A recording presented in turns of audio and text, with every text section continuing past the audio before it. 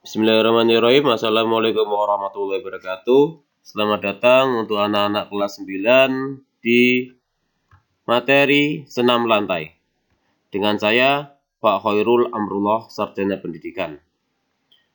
Langsung saja masuk pada materi senam lantai. Pengertian dari senam lantai itu sendiri. Senam lantai adalah latihan senam yang dilakukan pada matras. Gerakan olahraga ini melibatkan berguling, melompat, meloncat, berputar di udara, menempuh dengan tangan atau kaki untuk mempertahankan sikap seimbang atau melompat ke depan atau belakang. Jadi di dalam senam lantai terdiri dari gerak-gerakan yang sekiranya kalian lakukan di atas matras, bukan di atas lantai ya. Tentu lantainya diberi matras agar tubuh kalian tidak sakit ketika melakukan gerakannya. Gerakan-gerakan dalam senam lantai sendiri terdiri dari beberapa tadi, seperti berguling, melompat. Berarti dibutuhkan faktor-faktor keberanian, fleksibilitas, kemudian kelincahan dalam melakukan di setiap gerakannya. Tidak asal-asalan, karena resiko pada olahraga senam lantai sangatlah tinggi. Kalau kalian bergerak secara asal, maka akan mengakibatkan cedera yang fatal pada salah satu tubuh kalian. Sekali lagi, bukan bergerak secara asal, tetapi bergerak secara dinamis dan ada teknik-teknik di dalamnya. Masuk pada jenis-jenis atau macam-macam senam lantai. Yang pertama adalah senam artistik. Senam ini diartikan sebagai senam menggabungkan aspek tumbling dan akrobatik untuk mendapatkan efek-efek artistik dari gerakan yang dilakukan. Jadi pada dasarnya senam lantai ketika perlombaan yang dinilai adalah keindahan dalam bergerak. Di sini disebut aspek tumbling. Aspek tumbling sendiri adalah bergerak secara cepat dan dinamis, seperti salto, kemudian bolak-balik jungkir dalam satu garis lurus. Bukan zigzag atau ke kanan ke kiri, tetapi dalam satu garis lurus. Dan gerakan dalam artistik gimnastik itu sudah terkonsep secara baik sehingga penonton ataupun juri melihat gerakannya tersebut enak. Seperti kalian gerakan roll depan, kemudian berdiri, lakukan salto ke belakang, kemudian roll depan lagi, itu artistik.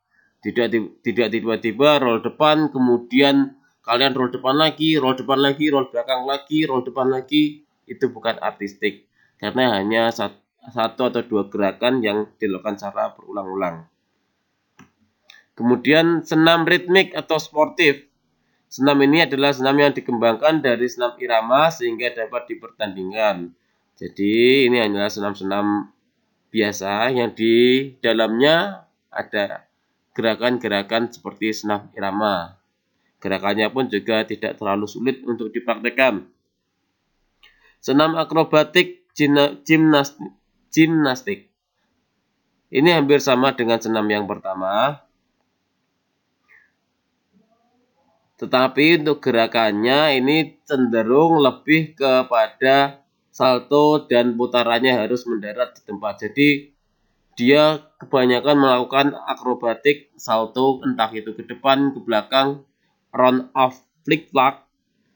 Mungkin kalian bingung ya saya apa yang dimaksud dengan itu gerakan itu, karena ini pembahasan yang sedikit sulit untuk anak SMP. Kalian pahami. Nanti kalian bisa browsing di sumber belajar yang lainnya, cari videonya yang dimaksud artistik, ritmik, atau akrobatik. Senam aerobik sport. Senam aerobik sport merupakan senam pengembangan diri senam aerobik. Senam aerobik yang berupa tarian atau kalistenik digabung dengan gerakan-gerakan akrobatik. Jadi aerobik sendiri adalah seseorang yang bergerak berolahraga secara terus-menerus tanpa berhenti dengan durasi waktu yang lama, itu aerobik. Itu bagus untuk daya tahan. Di sini karena ini kategori senam, di dalamnya ditambahi gerakan-gerakan senam. Seperti yang pertama tadi, seperti penjelasan tadi, seperti gerakan salto, kemudian roll depan, roll belakang, atau yang lainnya. Bingung ya? Silahkan dipahami setiap pengertian dari jenis-jenis senam tersebut. Kita masuk pada unsur-unsur gerakan senam lantai. Keindahan. Gerakan keindahan dari disiplin tari dan akrobat seperti misal gestur-gestur tari, balet, gerakan kecil mengandung unsur tari. Unsur kekuatan, tentu senam lantai harus mempunyai kekuatan karena kekuatan membantu kita untuk melakukan gerak secara maksimal. Unsur keberanian, tanpa keberanian kalian tidak akan bisa melakukan satu pun gerakan di dalam senam lantai. Jadi sebelum kalian melakukan gerakan, tanamkan pada diri kalian bahwa kalian benar-benar berani dalam melakukan gerakan tersebut. Kemudian unsur kelenturan. Unsur kelenturan sangatlah penting karena gerakan senam lantai banyak mengandalkan fleksibilitas otot. Melakukan gerakan otot secara maksimal seperti halnya kayang, sikap lilin, split, salto, meroda. Itu butuh otot-otot yang lentur sehingga kalian harus melatih otot kalian. Keluasannya di sini yang dimaksud adalah kalian sudah benar-benar menguasai gerakan tersebut. Berarti kalian harus berlatih gerakan tersebut secara berulang-ulang sehingga kalian mempraktekannya akan sangatlah mudah karena sudah terbiasa ataupun sudah luas. Keseimbangan. Setiap gerakan senam lantai memiliki faktor keseimbangan. Keseimbangan sangatlah penting untuk menjaga gerakan tetap stabil pada garis lurusnya. Tidak ke kanan ke kiri. Karena kalau kalian tidak seimbang, nanti gerakannya salah, maka akan mengakibatkan cedera pada tubuh kalian. Next, ini gerakan praktek kalian.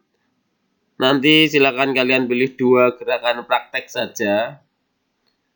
Walaupun yang saya tampilkan ada 3 untuk kelas 9, yaitu kayang, meroda, dan loncat harimau. Silahkan pilih 2 saja. Kita fokus pada pembahasan pertama, yaitu sikap kayang. Sikap kayang merupakan salah satu gerakan dari senam lantai dengan posisi kedua tangan serta kaki bertumpu pada matras dengan posisi tubuh yang terbalik, kemudian meregang dan juga panggul serta perut diangkat ke atas. Kalian pasti sudah pernah, kelas 8 juga sudah saya contohkan. Gerakannya seperti ini, endingnya tubuh kalian membentuk seperti busur. Ingat, kaki dan tangan menempel di matras. Bisa dilakukan posisi tidur ataupun dari posisi berdiri. Sikap kayang. Meroda, cartwheel. Meroda merupakan suatu gerakan ke samping dalam senam lantai pada waktu bertumpu dengan menggunakan kedua tangan dengan kaki yang terbuka lebar. Meroda bisa dilakukan dengan menggunakan awalan ke kiri atau ke kanan. Terserah sesuai dengan bagaimana posisi yang menurut kalian enak. Gerakan meroda akan membutuhkan koordinasi gerak yang baik dan akurat. Meroda melakukan gerakan ke samping, kiri, atau ke kanan dengan bertumpu kedua tangan. Jadi, misalkan kalian gerakan ke kiri, tumpuan tangan pertama adalah tangan kiri, kemudian baru tangan kanan, diikuti gerakan kaki lurus dan lebar, sehingga mendarat kaki terlebih dahulu, kaki kiri, kemudian kaki kanan, rapat. Seperti contoh di gambar ini.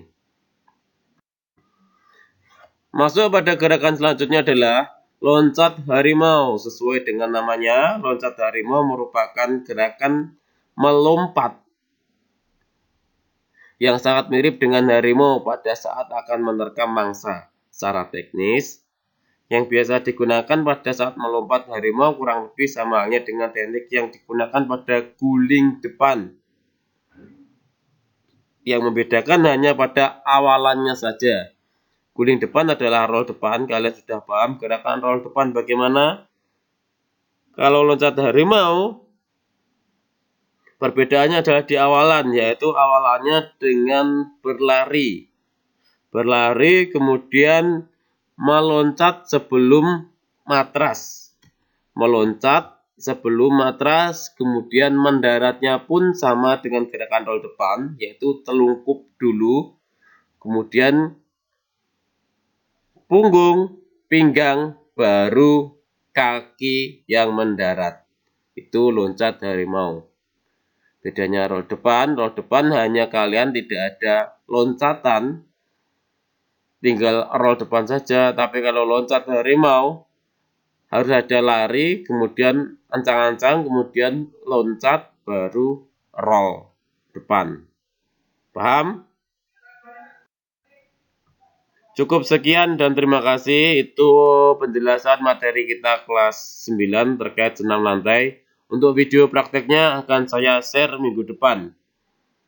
Silakan belajar dan cari sumber referensi yang lainnya. Wassalamualaikum warahmatullahi wabarakatuh.